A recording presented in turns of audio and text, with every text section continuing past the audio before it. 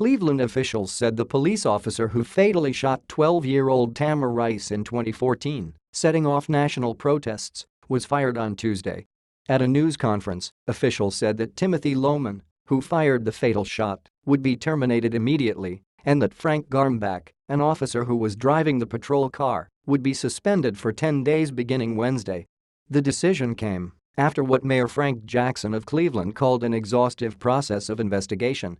Cleveland's chief of police, Calvin Williams, said at the news conference that Mr. Lohman's firing was effective immediately. Mr. Garmbach would be required to take an additional tactical training course. "This has been tough on our entire community and definitely on the Rice family," said Mr. Williams.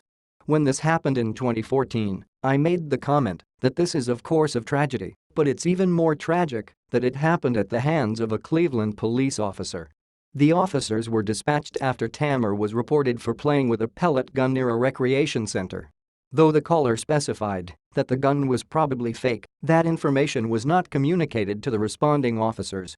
Video released after the incident showed that Officer Lohman shot Tamir within 2 seconds of the patrol car pulling up beside the boy.